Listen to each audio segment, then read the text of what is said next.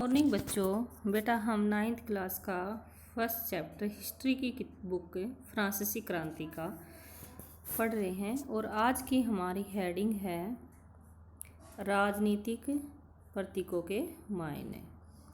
तो आज की हम हेडिंग पढ़ेंगे राजनीतिक प्रतीकों के मायने, यानी जो प्रतीक का अर्थ होता है चिन्ह, यानी जो चिन्ह दिए गए हैं उन चिन्हों का क्या क्या अर्थ होता है।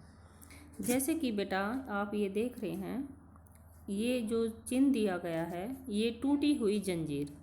तो टूटी हुई जंजीर का अर्थ है दासों को बांधने के लिए, यानी इस जंजीर का प्रयोग किया जाता था और दासों को, यानी ये दासों की आज़ादी का प्रतीक है। टूटी हुई जंजीर दासों की आज़ादी का प्रतीक है। इसके बाद है बेटा हमारा छड़ों का बर्छीदार गट्ठड़, यानी कोई भी जो अकेली चीज़ होती है, आपको पता है कि कोई भी अकेली चीज़ होती है वो यानी नहीं कुछ कर पाती, और जब हम उसको गट्ठड़ में बांध देते हैं या बहुत सारी चीज़ों को इकट्ठा कर लेते हैं तो वह गट्ठड़ बन जाती है। तो ये छड़ों का जो बर्छीदार गट्ठड़ है वो है एकता का प्रतीक, यानी एकता में बल है। फिर आता है बेटा हमारा त्रिभुज के अंदर रोशनी बिखेरती आँख। तो जो आँख है बेटा यहाँ ज्ञान का प्रतीक है। जो आँख है हमारी वो है ज्ञान का प्रतीक। इसके बाद है बेटा हमारा राजदंड। जो राजदंड है बेटा वो शाही सत्ता का प्रतीक है। अपनी पूंछ मुंह में लिए सांप, ये प्रतीक है बेटा हमारा। जिस प्रकार से अंगूठी का कोई और छोर नहीं होता, हम किसी भी तरह से पहन सकते हैं, तो जो इसका अर्थ है समानता का प्रतीक, यानी समानता। अंगूठी है समानता का प्रतीक। इसके बाद है लाल फार्जियन टोपी। तो बेटा ये लाल फार्जियन जो टोपी थी, ये दास जब वहाँ फ्रांसीसी क्रांति के दास जब आज़ाद हुए थे तो आज़ाद होने के बाद पहनी जाने वाली टोपी। इसके बाद है बेटा हमारा नीला सफ़ेद रंग, ये फ्रांस के राष्ट्रीय रंग है। नेक्स्ट है हमारा डैनो वाली स्त्री। डैनो वाली स्त्री का अर्थ है बेटा जो कानून है। डैनो वाली स्त्री का अर्थ है, सॉरी बेटा एक मिनट, नेटवर्क की प्रॉब्लम हो जाती है कई बार। When I downloaded the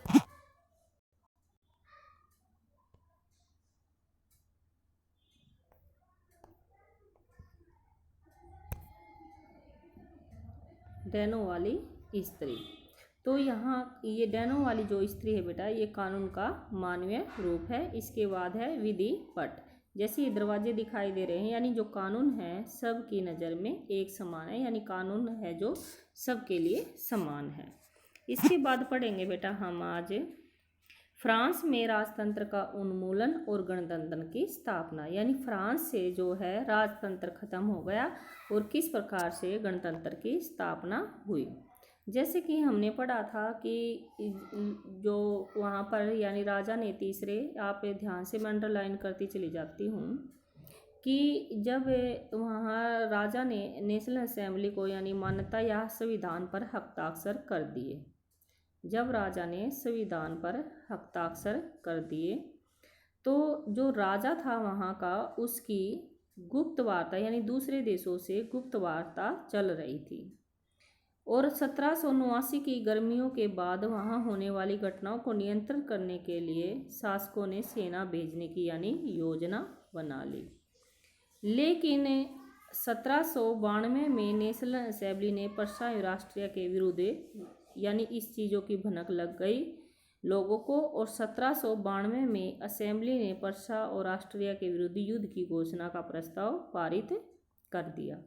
प्रांतों में हजारों स्वयंसेवी सेना भर्ती होने के लिए यानी जमा हो गए, और उन्होंने युद्ध को यूरोपीय राजाओं कॉलोनियों के विरुद्ध जनता की जंग के रूप में लिया। इसके बाद है बेटा जब लोग, यानी आपको पता है कि जब लोग युद्ध के लिए जाते हैं तो उनके होठों पर देशभक्ति के तराने थे, यानी कवि थे राजेट दी लाइन द्वारा रचित मार्सिला, यानी ये वहाँ का राष्ट्रीय गीत था।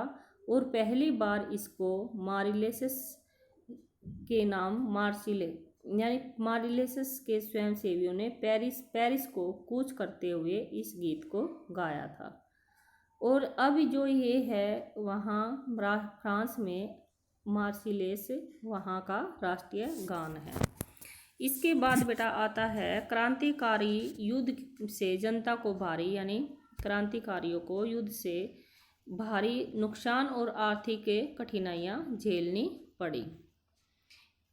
जब आर्थिक यानी पुरुषों के मोर्चे पर चले जाने के बाद आपको पता है जो घर का जो कार्य है वो महिलाएं करने लगी, यानी महिलाओं के कंधे पर जिम्मेदारी हो गई। इसके बाद है देश में आबादी के एक बड़े हिस्से को लगता था क्रांति के सिलसिले, यानी इसके बाद क्या हुआ 1791 में संविधान के से सिर्फ अमीर को ही राजनीतिक अधिकार प्राप्त होता था। राजनीतिक क्लबों में अड़े जमा पर सरकारी नीतियां, यानी एक वहाँ पर क्लब होता था जैकोबिन क्लब, इसका नाम पड़ा पेरिस के भूतपूर्व कॉन्वेंट ऑफ सेंट जेकब के नाम पर, यानी जैकोबिन क्लब का नाम पड़ा था किसके नाम पर, जेकब के नाम पर। इसके बाद है बेटा अब राजनीतिक समूह का यानी यह अड्डा बन गया था, यानी राजनीतिक समूह की जो चर्चा होती थी वह वहीं पर होती थी। इस पूरी अवधि में महिलाएं भी सहकर्मी थी और उन्होंने भी यानी महिलाओं ने भी क्लब बना लिए थे। जैकोबिन क्लब के जो मुख्य सदस्य थे बेटा वे थे समाज के कम समृद्ध लोग, यानी जो ज़्यादा धनी नहीं थे। इनमें कौन कौन शामिल थे, जैसे जूता बनाने वाला, पेस्ट्री बनाने वाला, घड़ी साज, छपाई, नौकर, दिहाड़ी मजदूरी, यानी इस तरह के लोग जैकोबिन क्लब में शामिल थे। तो सबसे इम्पोर्टेंट है कि उनका नेता कौन था, मैक्सिमिलियन रोबेस्पियर। जैकोबिनों के एक बड़े वर्ग ने गोदी कामगारों की तरह धारीदार यानी पतलून पहनने का, जो जैकोबिन क्लब थे उन्होंने धारीदार पतलून पहनने का निर्णय किया। उन्होंने इसके बाद बेटा आप यहाँ तक ही रखें, इसके बाद आता है हमारा, इसलिए जैकोबिनों को जब उन्होंने धारीदार यानी जो कमीज वगैरह ये जो यानी पहनावा अपनाया उसको सो कुलात के नाम से जाना गया, जिसका शाब्दिक अर्थ होता है बिना घुटने वाले। सो कुलात पुरुष लाल रंग की टोपी भी पहनते थे जो स्वतंत्रता की प्रतीक थी, लेकिन महिलाओं को ऐसा करने की अनुमति नहीं थी। 1792 में गर्मियों में जैकोबिन ने खाद्य यानी पदार्थों की महंगाई और यानी महंगाई को कम कर दिया और एक विशाल हिंसक विद्रोह की योजना बनाई।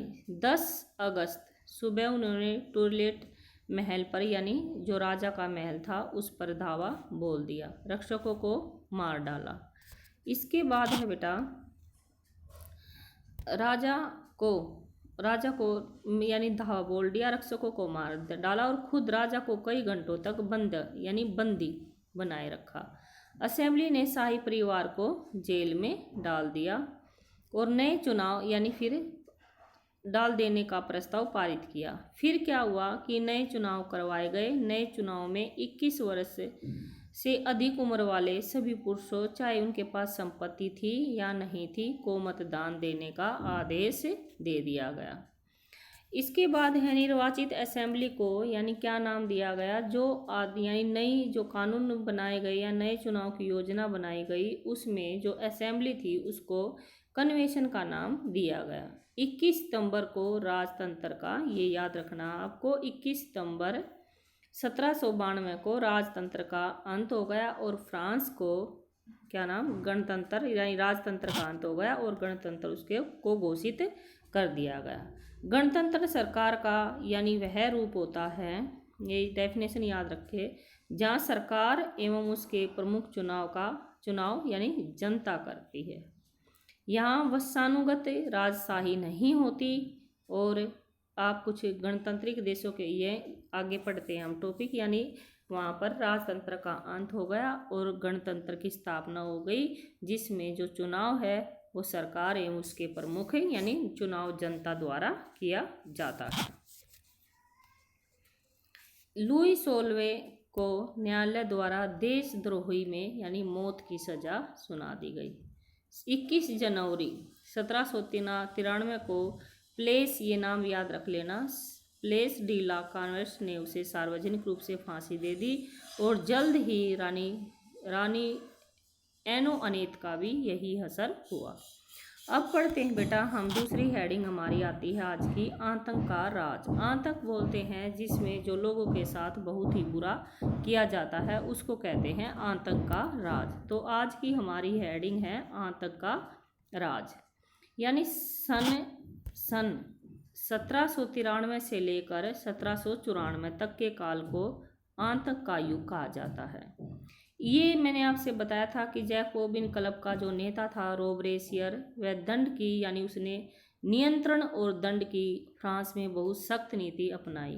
उसके हिसाब से गणतंत्र के जो भी शत्रु थे जैसे कुलीन एवं पादरी, राजनीतिक दल सदस्य आदि सभी को गिरफ्तार करके उसने जेल में डाल दिया।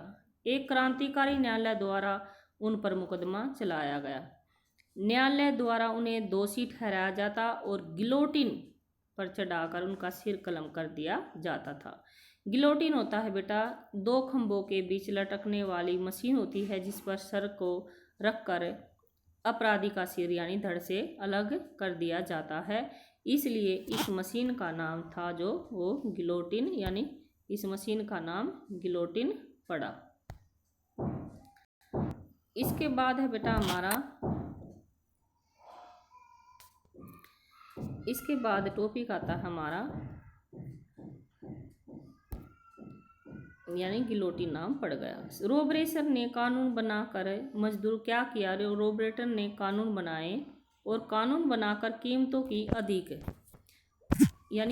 की अधिकतम सीमा तय कर दी गई। जो पाव रोटी थी उनकी भी यानी कीमत, राशनिंग का अर्थ है कुछ छूट दे दी गई। किसानों को पर अपना अनाज शहरों में ले जाकर सरकार द्वारा, यानी अब किसानों को बाजार में ले जाने की जरूरत नहीं थी, सरकार ही उनकी कीमत तय करती थी। अब क्या किया उसने, सफ़ेद आटे का, यानी जब वहाँ पर फ्रांस में यानी सभी लोग जो शाही लोग होते थे सफ़ेद आटे का प्रयोग करते थे, लेकिन इस रोबरेसियर ने सभी के लिए यानी समता रोटी अनिवार्य कर दी कि सभी जो है साबुत गेहूं से बनी हुई रोटी खाएंगे, यानी सभी के लिए समान अधिकार दे दिया गया। और बोलचाल और संबोधन में भी बराबरी का यानी आचार व्यवहार करने की कोशिश की गई।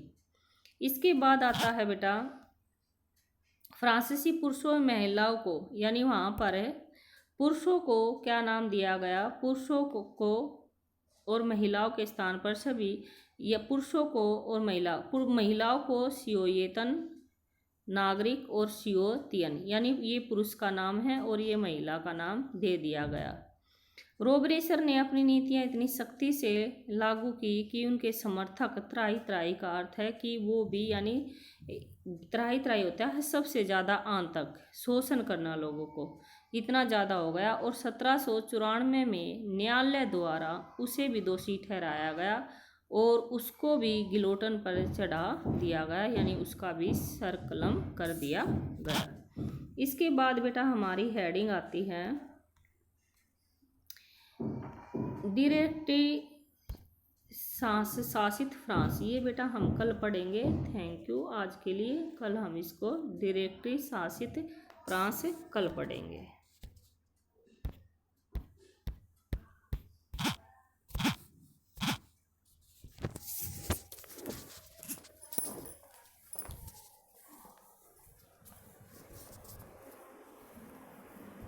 चालू है